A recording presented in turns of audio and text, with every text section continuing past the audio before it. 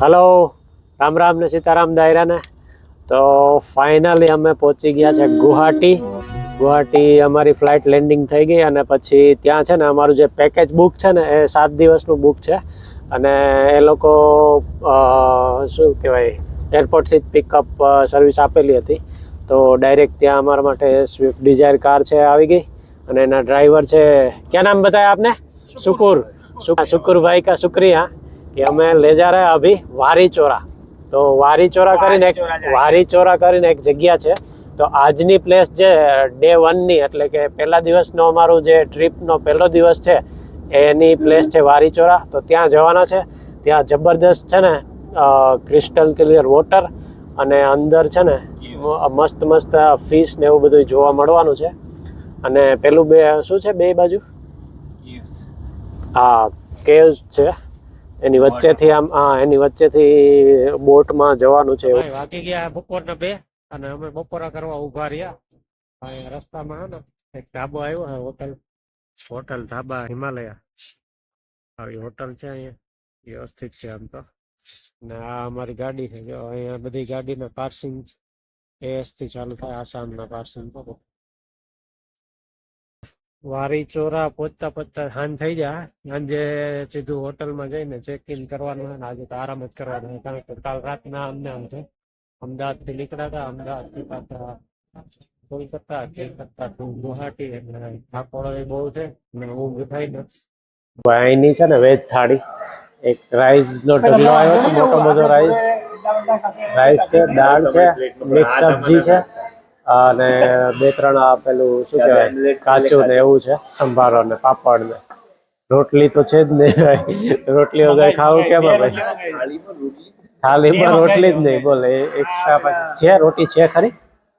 હે રોટલી છે, અચ્છા થાળીમાં નથી, એક્સ્ટ્રા આપે છે.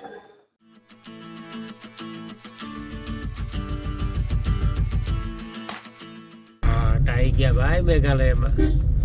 થોડું આમ હરું ભર્યું આવ્યું થોડું પણ જેવું લખેલું આવ્યું ને મેઘાલય. અલા ઝાડ તો જો એ જેવું છે. આવું છે ગજબ. આ જો બીજો એક છત્રી જેવો ઝાડ અડધો તો બિચારાને કાપી કાઢે છે રોડમાં. અડધો તો ફેલાય તો કપાય જ ને ભાઈ. આવું દેખાવું છે બા. જો બે ઝાડો ભેગા થાય ને વચ્ચેની મારી આમ છમારી નીકળે આપણી.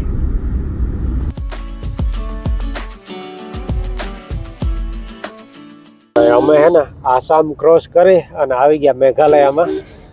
અને જેવા મેઘાલયમાં એન્ટર થયા ને એવો છે ને રસ્તો પહાડી એકદમ આવી ગયો અને ગ્રીનરી જ છે.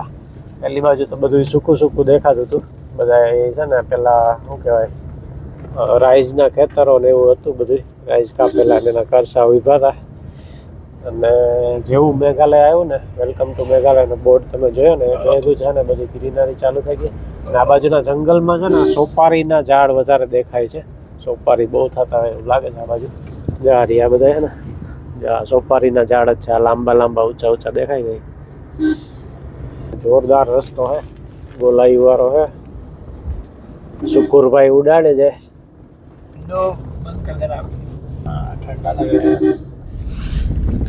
સોરી કે અત્યારે મારે આવું પડ્યું છે, કેમ કે અત્યારે વાત એવી થઈ છે કે આપણા જે જાણીતા બ્લોગર ભાઈ છે એની હાલત ફફડી થઈ ગઈ છે. જોવાય એવું નહીં, કહેવાય એવું નહીં, સેવાય એવું નહીં, બોલાય એવું ઊંચું ચાલુ થયું છે. એમાં મજા લેનાર 2 વ્યક્તિ તો છે જ. એમાં ડ્રાઈવર ભાઈ અમારા શુકુરભાઈ ને મજા વધુ આવી રહી છે. દેશી છોકરાને એવું થયું છે કે વિદેશ નથી સમજી રહ્યું. તમે જોઈ લો કેવું ચાલી રહ્યું છે. અલા સેલ્ફી થઈ ગઈ.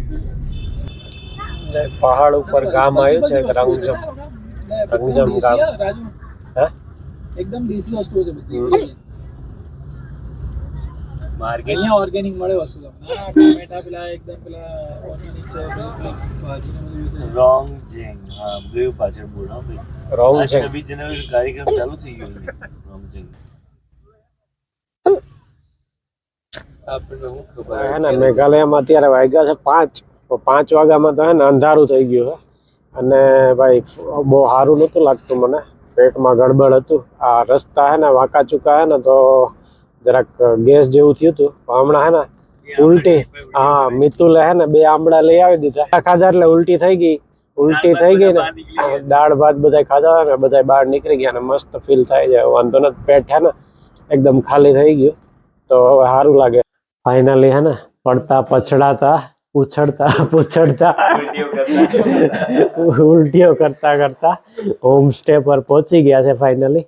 અને આવીને સીધો હે ને નાસ્તો ખોલ્યો અને નાસ્તો ખાધા પછી જાનમાં જાન આવી કંઈક બોલવા લાયક બન્યું. બાકી તો બોલવાની હુંય જ નથી એમ.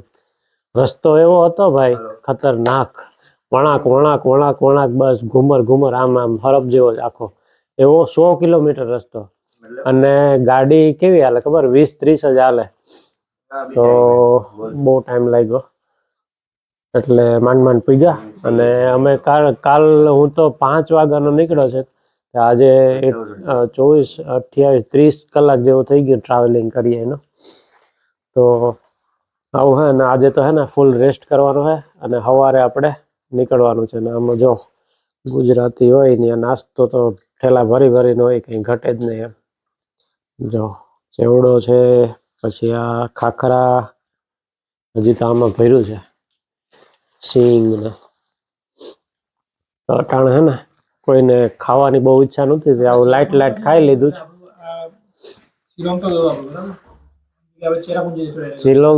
શિલોંગ છેલ્લા દિવસે હશે કદાચ. છેલ્લા દિવસે નહીં, આ કે તો નાઇટ સ્ટે છે ત્યાં શિલોંગમાં એવું બોલતો હતો પેલા. ત્યારે બહાર જવાની હુંયા નથી એટલે કઈ જોઈએ એવું હશે તો બતાવીશ. બાકી છે ને આજનો વિડીયો છે અહીંયા જ એન્ડ કરીએ. મળીએ નેક્સ્ટ વિડીયોમાં. ત્યાં સુધી જય જવાન જય કિસાન, રામ દાયરાને. અને કાલના વિડીયોમાં છે ને કાલના દિવસની જે ટ્રીપ છે ને એ કન્ટિન્યુ થશે.